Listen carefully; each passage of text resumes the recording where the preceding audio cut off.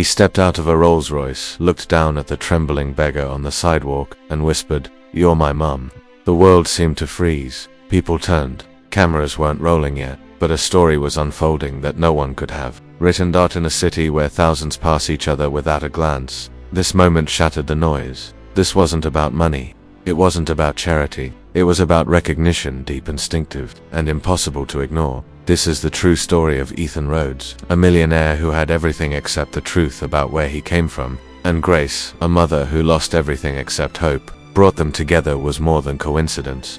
It was a bond stronger than time, sealed not by words, but by a heartbeat only a child and a mother could ever share.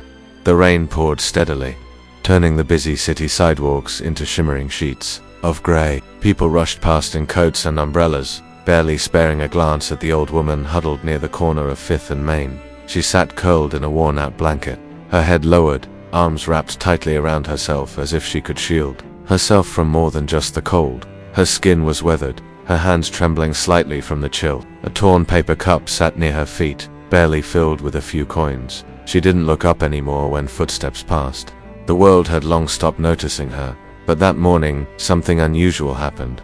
The deep hum of an engine interrupted the rhythm of the street. A sleek black Rolls-Royce Phantom glided to a halt a few feet away from the woman. Its presence didn't go unnoticed. Pedestrians slowed down, curious. The back door of the car opened, and a tall man stepped out, dressed in a charcoal gray suit, polished shoes gleaming even under the dull sky. He looked entirely out of place among the wet pavement and crumpled fast food wrappers. His name was Ethan Rhodes, a 35-year-old tech mogul whose face had graced the covers of magazines. He didn't walk past her like everyone else. He stopped, his eyes fixed on the woman's face with a strange intensity, as if searching for something buried beneath the layers of hardship and time.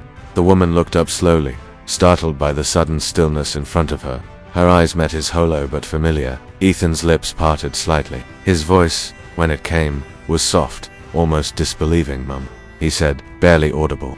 The world seemed to fall silent for a moment, the rain softening into the background. The woman stared at him, confused, blinking as if unsure whether she was dreaming. He took a step closer, as if any sudden movement might scare her away. And then, without waiting for her response, he slowly reached into his coat and handed her a warm bottle of water and a folded blanket. She accepted them with shaking hands, still trying to understand what had just begun. That night, Ethan couldn't sleep. He sat on the edge of his sleek leather couch in his high-rise apartment, the city lights flickering beyond the glass walls. But his thoughts weren't on business meetings or numbers anymore. They were on her, the frail woman sitting in the guest room just down the hall. Grace. She had said her name was. She had taken a long bath, eaten a hot meal, and now rested in a warm bed for the first time in years. Still, Ethan could see the deep weariness in her eyes, the kind that didn't come from just physical hunger but from years of loss.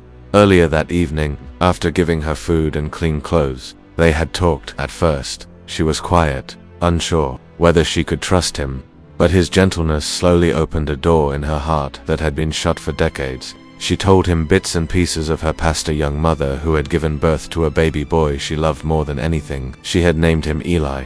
She had sung to him every night and dreamed of his future. Then came the fire. She remembered smoke, screams, the horror of being told her baby hadn't survived. She had searched for him, but the hospital said it was too late. There was nothing left. No ashes, no grave, just silence. The pain had eaten her from the inside out. She lost her home, her job, and eventually her hope.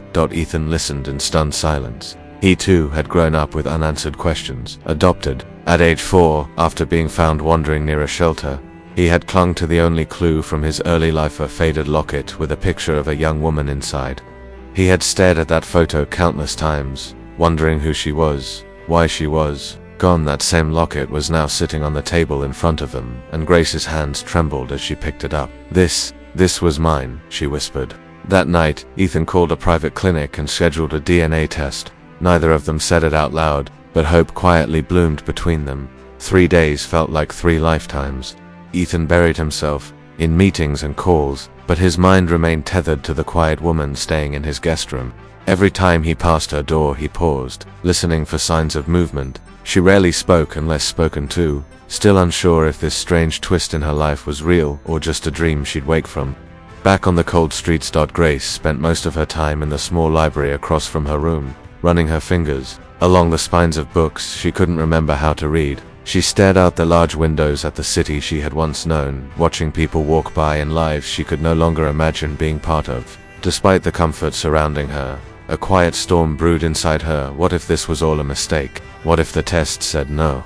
When the call finally came, Ethan was standing in the kitchen, staring blankly at a mug of coffee gone cold. His phone buzzed. Unknown number. He answered immediately. The voice on the other end was calm, clinical. "Mr. Rhodes, the DNA test results are in. The woman named Grace is your biological mother." For a moment, he said nothing. The world seemed to tilt slightly. He blinked, trying to make the words feel real. "Are you sure?" he asked, voice barely a whisper. "There's no doubt." The voice confirmed. "It's a 99.9% match." He dropped the phone. It bounced once on the marble floor, but he didn't notice. His chest felt too full, his breath stuck somewhere between a cry and a laugh. He turned toward the hallway and saw her standing there, holding the same old locket in her hands. She had heard everything. Her eyes were wide, shimmering with tears. He walked to her slowly, like someone approaching a miracle they weren't sure they deserved. When he reached her, he didn't speak. He simply wrapped his arms around her. For the first time in 30 years, Grace held her son, and for the first time in his life, Ethan knew where he came from. The wind was gentle that morning, the sky painted in soft hues of blue and gold. The same street corner where Grace once sat curled in rags was now crowded, but not with hurried passers-by. Cameras clicked, voices murmured, and news crews gathered, drawn by whispers of a story that didn't sound real. A black Rolls pulled up again, and this time, the door opened to reveal not just a wealthy man, but a mother and son walking side by side. Ethan held Grace's hand as they stepped onto the sidewalk together. She was almost unrecognizable. Her gray hair was brushed and neatly pinned, her simple dress clean and pressed. Her eyes, once hollow and lost, now carried light and warmth. People gasped softly, murmuring at the transformation, but it wasn't just her appearance that struck them. It was the way Ethan looked at her, not with pity, but with reverence. He stepped forward, facing the cameras. His voice was steady, but emotion laced every word. "This woman," he began, glancing at Grace, with a smile that trembled at the corners, "spent decades invisible to the world. People walked past her without seeing her pain, her strength, her story. But I saw her, and in her eyes I found my reflection." The crowd quieted, caught in the weight of his words. Grace stood beside him, tears silently trailing down her cheeks. Ethan continued, "She is not just a woman who lived on the streets. She is my mother, the mother I never knew I had. Life tore us apart, but fate brought us back together, and I will never let her go again." There was a silence, and then applause broke out, not from obligation, but from hearts moved by something honest, something rare. A few people cried, others just stood in awe. Reporters lowered their microphones, not wanting to interrupt the moment. Grace looked at her son, the one she believed was lost forever, and held his hand tighter. She didn't need headlines or sympathy. In that moment she had everything she'd ever longed for. A name, a place, a family, and most of all, a second chance. The morning sun poured gently through the windows of Ethan's countryside home, casting a golden glow over the soft white curtains that fluttered in the breeze. Birds sang quietly in the distance, and the scent of blooming jasmine filled the air. In the garden, Grace sat on a cushioned bench beneath a cherry blossom tree, sipping tea from a delicate porcelain cup. She wore a pale blue sweater, one Ethan had picked out himself. Her face looked peaceful now, her eyes no longer carrying the weight of the streets, but the calm of healing. Ethan joined her moments later, holding a small tray of fresh pastries. He set them down beside her and smiled. She looked up and reached for his hand, squeezing it gently. Neither spoke right away. They didn't need to. The silence between them was no longer heavy, it was full of understanding, of love that had bloomed despite everything. Just a few weeks ago, their worlds had been oceans apart. She was living in shadows, surviving from moment to moment, forgotten by a world that once promised so much. He was at the top of everything, money, success, recognition, but missing something he could never quite name. Now, they sat side by side as mother and son, not by luck, but by the unshakable thread of destiny. Grace looked at him with tears in her eyes, but this time, they were tears of joy. "I thought I'd die never knowing what became of you," she whispered. Ethan reached into his pocket and pulled out the old locket. He opened it, revealing the same faded photo that had kept her memory alive in his heart. "You never left me," he said. Not for a single day. The wind moved gently through the trees as they sat together, hand in hand. For Grace, it was not just a new chapter, it was a new life. For Ethan, it was the first time his heart felt truly full. They had found each other not through coincidence, but through the quiet power of hope that refused to give up, and in that moment, love had rewritten everything.